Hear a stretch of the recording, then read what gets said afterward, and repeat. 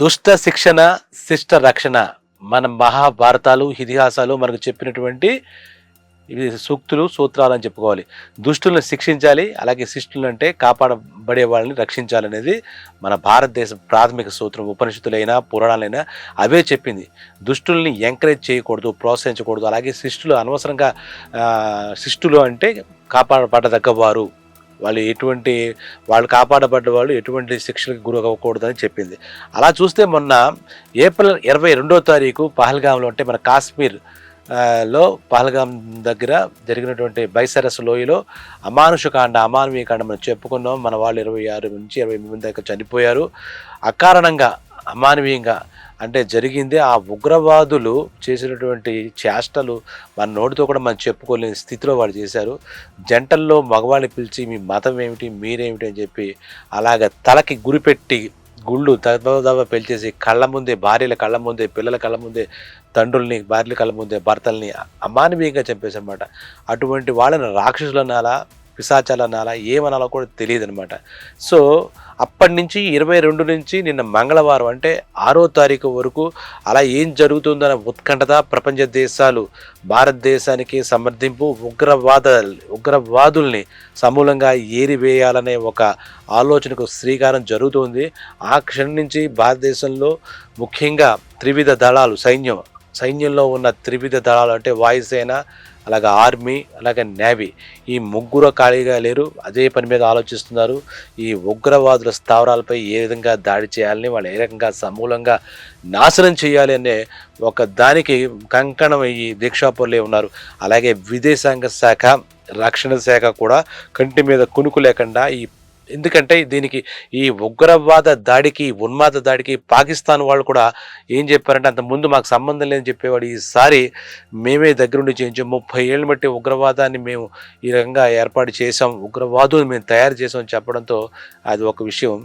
మన పొరుగు దేశం, మన దాయాదులైన పాకిస్తాన్ మన మీద కక్ష కట్టి చాలా నిర్దాక్షిణ్యంగా ఆ బైసరస్ లోయలో అంటే జమ్మూ కాశ్మీర్లో జనం మళ్ళీ కిలకిలలాడుతూ పర్యాటకులు వస్తున్నారు అనే దాన్ని హర్షించలేక, ఆమోదించలేక ఇటువంటి ఉగ్రవాద దాడిని చేసినట్టుగా తెలిసింది. అప్పటి నుంచి నరేంద్ర మోడీ కావచ్చు, అమిత్ షా కావచ్చు, రాజ్నాథ్ సింగ్ గారు కావచ్చు, అలాగే జయశంకర్ విదేశాంగ శాఖ మంత్రి, అలాగే భద్రతా సలహాదారు అజిత్ దోవల్, ఇలా వీళ్ళంతా కూడా చాలా చాలా చాలా అదే పనిలో ఉన్నారు. ఇంక నిద్రాహారాలు మాని ఆహర్నిశలు ఈ ఉగ్రవాదులు మన దాంట్లో అంటే భారతదేశం తరపున పర్యాటకులుగా వెళ్ళి ప్రాణాలు అసువులు బాసిన వాళ్ళందరినీ, అమరులైన వాళ్ళందరికీ న్యాయం జరగాలి. ఆ స్త్రీమూర్తుల హృదయ వేదనని తుడిచిపెట్టాలి.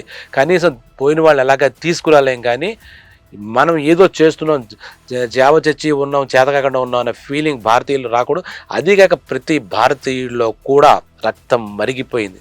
చెప్పాలంటే ప్రతి చోట వాళ్ళు చనిపోయిన 26 మంది మనకు తెలియకపోవచ్చు, కానీ వాళ్ళ మాటలు, బతికిన వాళ్ళ పార్ట్నర్ స్పౌజెస్ మాటలు వింటుంటే హృదయ విచారకంగా అనిపించింది. మన హృదయ విదారకమైనటువంటి ఆ బాధ వినేసరికి ఇంత దుర్మార్గులా, ఇంత ముష్కరులా, వీళ్ళని ఎలా చేయాలి, వీళ్ళని ఏం చేయాలి, కుక్క చావు వీళ్ళకి రావాలని ఎంతోమంది, 1 కోటి మంది అన్నట్టుగా పూజలు చేశారు.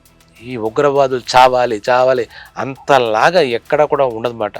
నిజంగా అది నిజమైంది.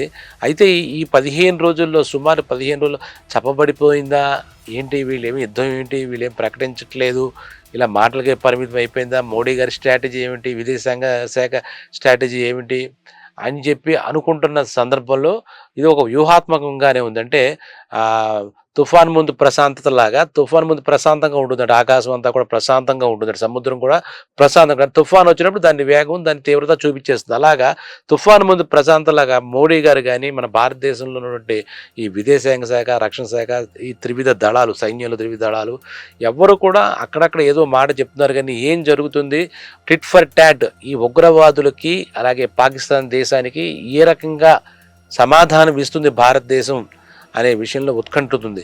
లోపల ఈ ఉగ్రవాదుల్ని ఏరాలి, పాకిస్తాన్ని నాశనం చేసేయాలన్న ఆలోచన ప్రతి ఒక్కడిలో మరిగిపోతున్నా కూడా ఏం మాట్లాడలేదేంటి అనే చిన్న ఇది ఉంది. దానికి నిన్న రాత్రి అంటే మంగళవారం రాత్రి సమాధానం ప్రారంభమైంది అన్నమాట. అంటే సైన్యంలో ఉన్నటువంటి త్రివిధ దళాలు పాకిస్తాన్ ఆ బోర్డర్ దగ్గర ఒక్కసారిగా మొత్తం అందరూ ఒకటయ్యి ఒక ప్లాన్ చేసి ఉగ్రవాద స్థావరాలు సుమారు 9 స్థావరాలు ప్రముఖ స్థావరాల పైన దాడి చేసింది.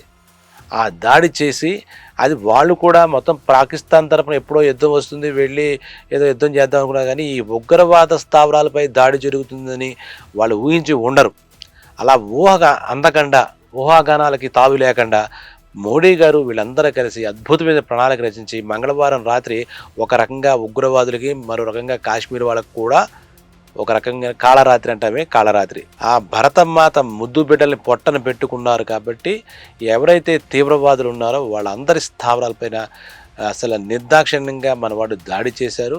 ఆ దాడి విధానం గురించి కూడా త్రివిధ దళాలు, విదేశాంగ శాఖ, అలాగే భద్రతా దళాలు, రక్షణ శాఖ అందరూ కూడా మాట్లాడి మన భారతీయుల్లో ఒక నిరాశగా ఉన్నారు. ఇలా జరిగిందని ఒక బాధాకరంగా ఉంటే మనకు ధైర్యం చెప్పి మనకేమీ కాదు, మేము బలంగా ఉన్నాం, మేము బలంగా చేసాం. ఉగ్రవాద స్థావరాలపై దాడులు చేసి ఇప్పటిదాకా 9 స్థావరాలని నేలమట్టం చేశారని తెలుస్తోంది. అలాగే ఆ దాడుల్లో ఒక 80 మంది, సుమారు 80 నుంచి అంటే కరెక్ట్ సంఖ్య తెలుస్తుంది వాళ్ళు చెబుతారు, 100 మంది దాకా ఇప్పటి వరకు వాళ్ళు చెప్పిన వరకు ఉగ్రవాదులు, అందులో కూడా ఉగ్రవాద సంస్థలైనటువంటి వాటిల్లో కీలకమైన నేతలు కూడా చనిపోయారని తెలుస్తోంది. వీళ్ళు ప్రయోగించిందంటే ఆర్మీ ఏ రకమైనటువంటి ఆయుధాలు ప్రయోగించింది, అక్కడ వాళ్ళ మీద ఏ రకంగా చేసింది అనేది యాక్చువల్గా కాన్ఫిడెన్షియల్గా ఉంటుంది. కానీ అక్కడ జరిగిన విధ్వంసం ఈ రోజున గ్లోబలైజేషన్లో తొందరగా న్యూస్ వచ్చేస్తుంది, దాన్ని బట్టి అంచనా వేస్తే మటుకు ఈ ఆయుధాలు ఏమేమి ప్రయోగించారు అనే విషయంలో కూడా చాలా అడ్వాన్స్డ్ టెక్నాలజీ వెపన్స్ వాడారని తెలుస్తుంది అనమాట. అందులో ముఖ్యంగా ఏంటంటే ఆత్మాహుతి డ్రోన్స్ అని వచ్చిందనమాట. ఆ ఆత్మాహుతి డ్రోన్స్ ఒకటి, అలాగే స్కాల్ప్ క్షిపణులు, స్టామ్ రోస్ అంటారు వాటిని, అలాగే హ్యామర్ బాంబ్స్, ఇదంతా రీసెంట్ టెక్నాలజీలో చాలా పవర్ఫుల్ వెపన్స్ అనమాట. ఇవి ఇంతకుముందు మనం వాడినవి కావు, చేసినవి కావు. ఇంక ఇంతకుముందులో యుద్ధం చేసి ఇలా గన్ను తీసుకుని వెళ్ళి దిజి కొట్టడం లేదు. ఇప్పుడు డైరెక్ట్గా ఒకటి వాడారంటే ఆత్మాహుతి డ్రోన్లు అంటే ఇది చాలా అడ్వాన్స్ టెక్నాలజీ. ఒక 50 మైల్స్ అలా అక్కడి నుంచి వీళ్ళు ప్రయోగిస్తే కనుక, అంటే దీంట్లో ఏంటంటే ఇప్పుడు ఈ టెక్నాలజీ వెపన్స్ వాడడంలో ప్రాణ నష్టం జరగదు. భారతీయ సైన్యంలో ఎవరు కూడా ప్రాణాలు పోకుండా సాధ్యమైనంత వరకు జరుగుతుంది. అంటే మానవ రహిత ఆత్మాహుతి డ్రోన్లు అనమాట ఇవి వాడారు. ఇవి వాడడం వల్ల అక్కడ ముఖ్యంగా లష్కర్ తోయిబా మనం వింటూ ఉంటాం, ఆ ప్రధాన కార్యాలయం ఉన్న ప్రదేశంలోనూ జైషే మహమ్మద్ అదొక ఉగ్రవాద సంస్థ. దీనికి కూడా ప్రధాన కార్యాలయాలు ఎక్కడెక్కడ ఉన్నాయో గుర్తించి మన నిఘా సంస్థలు చెప్పిన విధంగా ఈ త్రివిధ దళాలు కలిసి ఒక ప్లాన్ చేసి ఏ విధంగా చేయాలి, ఆల్మోస్ట్ నాకు తెలిసి ఒక 3-4 గంటల్లో అంతా చక్కబెట్టేశారు. ఆ స్థావరాలు ఎక్కడెక్కడైతే ఉన్నాయో ఇప్పటిదాకా ఇంకా ఆర్మీ చెప్పిన తర్వాత తెలుస్తుంది, కానీ 9 స్థావరాలు అయితే నేలమట్టం అయిపోయాయి. ముఖ్యమైనటువంటి లష్కరే తోయిబా, అలాగే జైషే మహమ్మద్, ఈ 2 ప్రధాన కార్యాలు, అలాగే మిగతా వాటి ఉప కార్యాలయాలు కూడా చేశారన్నమాట. దాన్ని ఇంకా అక్కడ ఆ ఉగ్రవాదులకి అక్కడే పెరిగారు, అక్కడే పుట్టిన సంస్థలు అక్కడే పెరిగారు, అక్కడి నుంచే ఉగ్రవాద నాయకులు, నరరూప రాక్షసులు అక్కడి నుంచే ఉంటారు. నిజం చెప్పాలంటే వాళ్ళకి ఏమీ లేదు. అంటే దట్టమైన కీకరాణ్యంలో క్రూర మృగాలు, అత్యంత క్రూరంగా చంపేసే మృగాల్ని ఎలా వేటాడతారో అంతకు మించి ఒక వేట జరిగిందనమాట. ఉగ్రవాదుల పైన దాడి కాదు ఇది, ఉగ్రవాదుల్ని ఏరిపారేసే ఒక వేట. దాంట్లో ఎంతోమంది భారతీయ సైన్యంలో ప్రముఖులంతా పాల్గొని దాన్ని ఒక పక్కన మోడీ గారు, ఇందాక మనం చెప్పుకున్న అమిత్ షా గారు, రాజ్నాథ్ సింగ్ గారు వాళ్ళు మానిటరింగ్ చేస్తూనే ఉన్నారు. అలాగే ఇందాక హ్యామర్స్ అని చెప్పి ఒక బాంబ్స్ ఉన్నాయి, స్మార్ట్ బాంబ్స్ అంటారు అన్నమాట వాటిని. ఆ హ్యామర్ బాంబ్స్ కూడా బహుశా వీటన్నింటినీ పాకిస్తాన్ మన ఫ్రాన్స్ డెవలప్ చేసింది. ఆ ఫ్రాన్స్కి మనకున్న ఒప్పందాల వల్ల అవి మనం తీసుకున్నాం.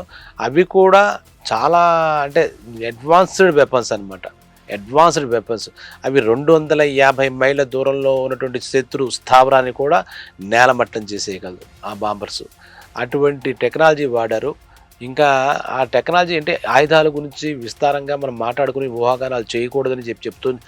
ఇది మన భారతదేశ ప్రభుత్వం చెప్తుంది. కాబట్టి సైన్యం వాడిన ఆయుధాలు కానీ, సైన్యం యొక్క వివరాలు కానీ వాళ్ళు వెల్లడి చేస్తే కానీ మన అంచనాలకు వచ్చి లేదా మన ఊహలను బట్టి మనం మాట్లాడకూడదు అనేది మనం భారతదేశ ప్రభుత్వం త్రివిధ దళాలు మన తీసుకున్నటువంటి నిర్ణయాలు అన్నమాట.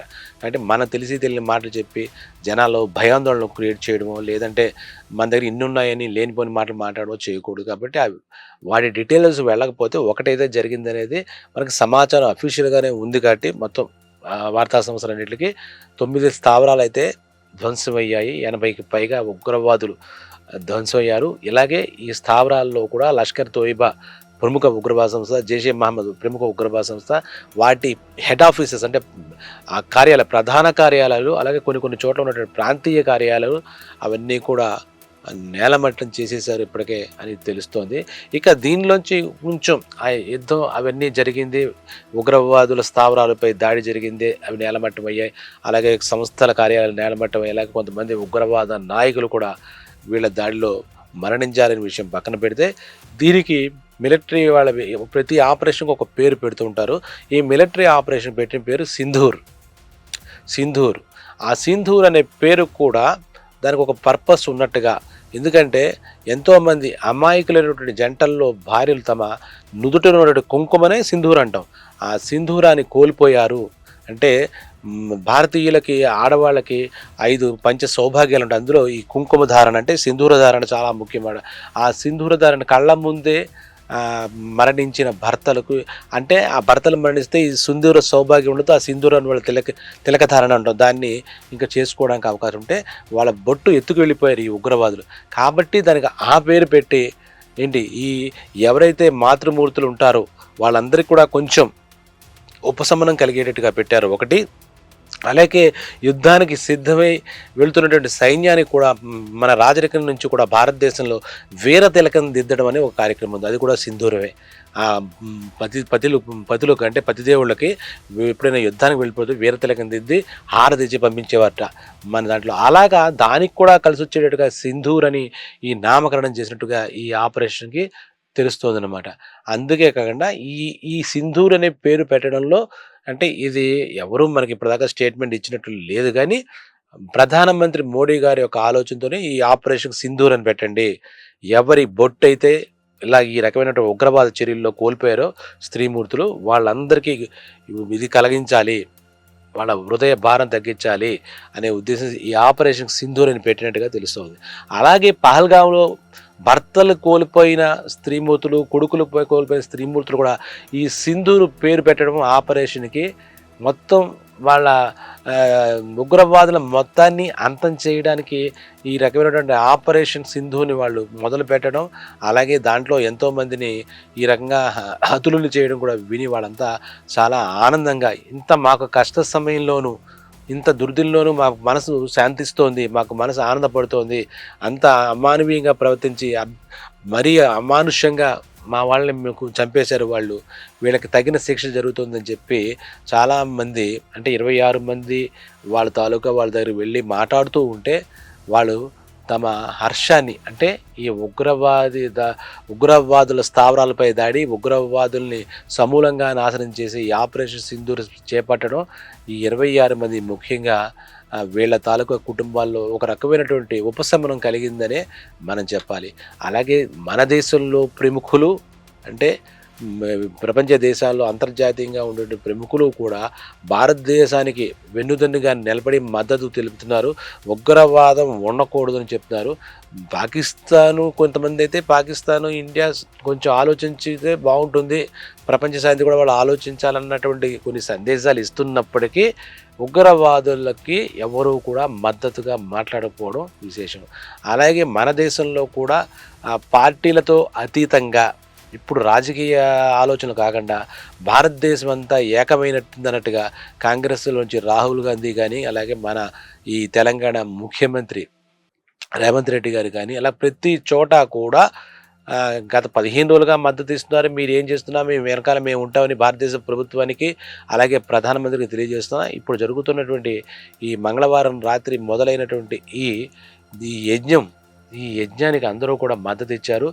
ఏదైతే శత్రువులు ఉండి మనపై దాడి చేసి, ఇంకా చెప్పాలంటే కొన్ని ఊహాగానాలు మొదలై, యుద్ధం వస్తే మన రాష్ట్రంలో ఏమవుతుంది, మన సిటీస్లో ఏమవుతుంది, వాళ్ళు మళ్ళా మన మీద పెట్టలేకపోరా అనే వాటిలో కూడా సమాధానం చెబుతూ ప్రతి ఒక్కళ్ళు మీకు ఎటువంటి బాధ లేదు, సరిహద్దు ప్రాంతంలో మేము అలా పహారా కాస్తాము, మేము అడ్డుగా ఉంటాము, మీ ప్రాణాలకి మేము అడ్డు అన్నట్టుగా ఈ త్రివిధ దళాలు కూడా ముందుకు వచ్చి అసలు వాళ్ళని అక్కడి నుంచి ఒక అడుగు ముందుకు వేయడానికి లేకుండా చేస్తున్నారు. అయితే పాకిస్తాన్ దేశం నుంచి మేము చాలా గట్టిగా ఉన్నాం అలాంటి మేకపోతు గాంభీర్యం, అలాగే ఎన్నో పెద్ద ఏదో ప్రగల్భాలుగా కొన్ని చెప్తున్నా కూడా వాళ్ళకు గట్టిగా మన వాళ్ళతో 2-3 రోజులు కూడా యుద్ధం చేసే సామర్థ్యం లేదని చెప్పి కూడా మనకి తెలుస్తోంది. ఇక మన హైదరాబాద్లో ఎప్పుడైనా ఇటువంటి ముస్లిం సంబంధిత సంఘర్షణలు జరిగితే ఇక్కడ కూడా పాత బస్తీలో కొన్ని ఆలల్లో జరగడం, అలాగే ఆదిలాబాదు అలాంటి చోట్ల కొంచెం ఈ రకమైన ఉద్రిక్తత జరిగే అవకాశాలు ఉన్నాయి. అయితే ఇక్కడ చెప్పుకోదగ్గ విషయం ఏంటంటే ఇక్కడ పాత బస్తీ నాయకుడు, ఇక్కడ ఎంపీ అయినటువంటి ఓవైసీ తనయుడు, సలావుద్దీన్ ఓవైసీ గారి తనయుడు, ఇలాగా అసదుద్దీన్ ఓవైసీ, అక్బరుద్దీన్ ఓవైసీ కూడా ఈ ఉగ్రవాద చర్యలను ఖండిస్తూ వాళ్ళు కూడా దీనికి మద్దతు ఇస్తూ మమ్మల్ని తప్పుగా చూడకండి, మేము కూడా హిందువులమే, జై హింద్ అని చెబుతూ వాళ్ళు కూడా ఉగ్రవాదులు, ముస్లింలందరూ ఉగ్రవాదులు కారు, ఉగ్రవాదులందరూ ముస్లింలు కాదు, కాబట్టి దీంతో మాకు ఎటువంటి లేదు, భారతదేశంలో పెహల్గాంలో జరిగినటువంటి అమానుషకాండని మేము ఖండిస్తామని చెప్పి ఇక్కడ ముస్లిమ్స్ అంటే మన హైదరాబాద్లో ముస్లింలు చెప్పడం, అలాగే భారతదేశంలో ముస్లింలు అంతా కూడా హిందువులకు, భారతీయులకు సంఘటితంగా మేము ఉన్నాం, ఇక్కడ మేము ఎటువంటి అల్లర్లు చేయమని చెప్పడం కూడా చాలా ముదాహం. కాబట్టి ఎక్కడ ఉగ్రవాదులు ఉన్నా కూడా ఏరిపారేయాలన్న ప్రపంచం అంతా కూడా ఈ విషయంలో ఉగ్రవాదం పడ అన్ని విషయాల్లో ఒకటవరు, విభేదాలు ఉంటాయి, కానీ ఈ ఉగ్రవాదులు వాళ్ళ దాడులు టెర్రరిజం మీద ప్రపంచ దేశాల యొక్క వాణి, అలాగే వాళ్ళ యొక్క వాణి కూడా ఒకే విధంగా చెప్పాలి. దానికి ఇప్పుడు మనం చూస్తే కనుక దుష్ట శిక్షరక్షణ అన్నాం కదా, దానికి మన భారతదేశం నుంచి శ్రీకారం జరగడం చాలా బాగుంది. దానికి మోడీ గారు లాంటి ఒక అనుభవజ్ఞుడు, ఒక బాధ్యత గల ప్రధానమంత్రి ఉండడంతో భారతదేశం సురక్షితుల చేతిలోనే ఉందని చెప్పుకోవాలి. కాబట్టి ఈ దాడి చేసిన వాళ్ళందరికీ అంటే త్రివిధ దళాల సైన్యానికి, అలాగే మన రక్షణ వ్యవస్థకు, పటిష్టమైన రక్షణ వ్యవస్థకి, మోడీ గారు, అమిత్ షా ఇలాంటి పెద్దల యొక్క ఆలోచనకి మనం అందరం ఎప్పటికీ మనం కృతజ్ఞతలు చెప్పుకోవాలి, వాళ్ళని అభినందిస్తూ మనకి ఇంకా ఎప్పుడూ కూడా వీటి పట్ల మనం సుముఖంగా లేదు భారతదేశం, ఇందులో రాజకీయాలకి తావులేదు. ఉగ్రవాద విషయంలో అన్ని పార్టీలు, అందరి యొక్క ఆలోచనలు, అందరి యొక్క ఎజెండాలు, ఆలోచనలు ఒకటిగా మనకు అర్థమవుతుంది. ఇక ఇలాగే కొన్నాళ్ళు జరిగి మొత్తం మీద పాకిస్తాన్ దేశంలో మార్పు రావడమా, పాకిస్తాన్ దేశానికి గట్టి లెంపకై తగులుతుంది, మామూలు కొట్టరు. ఇంకోసారి ఇటువంటి చర్యలు, ఉగ్రవాద చర్యలు ఎంకరేజ్ చేయాలంటే ధైర్యం సరిపోనట్టుగా ఈసారి కొట్టే దెబ్బ ఉంటుంది. చాలా కాలం నుంచి ఉన్నా కూడా ఇటువంటివి ఒక సంయమనం పాటిస్తూ వస్తుంది భారతదేశం. ఇంకా ఓపిక అయిపోయింది, సహనం అయిపోయింది. దీంతో ఇప్పటిదాంతో ఈ ఉగ్రవాదులు అనే మాట వినపడదు. ఎక్కడ ఎక్కడ ఎక్కడ ఏ మూల దాక్కున్నా, బంకర్లో దాక్కున్నా, బలిష్టమైనటువంటి ప్రాంతాలు దాక్కున్నా కూడా ఈ నిఘా వ్యవస్థ యొక్క ఇన్ఫర్మేషన్ వల్ల ఈ త్రివిధ దళాలు కొట్టి పడేస్తున్నారు. ఇంకా వాళ్ళ స్ట్రాటజీ ఇక అయినా జరుగుతాయా దేశం లోపల కానీ, అలాగే బయట కానీ మధ్యలో కొన్ని పుకార్లు కూడా వస్తున్నాయి, పాలనా ఇండిగో ఫ్లైట్లో ఏదో బాంబు పెట్టారు ఇలాగ, ఇవన్నీ ఉంటాయి తాటాకు చెప్పుడు, కానీ దానికి ఏమీ ఎవరు కూడా భయపడరు. ఇప్పుడు ఈ జరిగిన సంఘటనతో నిజంగా భారతదేశంలో అంటే ఎవరినో చంపేస్తే మనకు ఆనందం ఏంటనుకోవచ్చు, కానీ దుష్టులు చచ్చిపోయినప్పుడు ఖచ్చితంగా సంబరాలు చేసుకోవచ్చు. ఎందుకంటే మన భారతదేశంలో జరిగిన చూస్తే ఒకప్పుడు నరకాసురుడు చంపితే ప్రజలందరూ కూడా సంబరాలు చేసుకున్నారు, దీపావళి సంబరాలు. అలాగే నరకాసురుడు, బకాసురుడు ఇలాంటి అసురులు వీళ్ళు ఈ ఉగ్రవాదులు. అంటే ఈ అసురులు చనిపోయినప్పుడు మనం కూడా ఆనందంగా వేడుకలు చేసుకోవచ్చు అనడంలో తప్పేం లేదు. కాబట్టి మరొకసారి త్రిదళ సైనికులకి, సైన్యానికి, అలాగే మన ప్రధాని, హోమ్ మినిస్టరు, అలాగే డిఫెన్స్ మినిస్టరు, విదేశాంగ శాఖ మంత్రి అందరికీ కూడా మనం కృతజ్ఞతలు చెప్పుకుందాం. భారతదేశాన్ని ఎప్పుడు ఎవడు ఏ రకంగానూ కదపలేరు, ఎటువంటి దానిలో శాంతికి విఘాతం సృష్టించలేరు అనే విషయం మరొక్కసారి చెప్తూ సెలవు.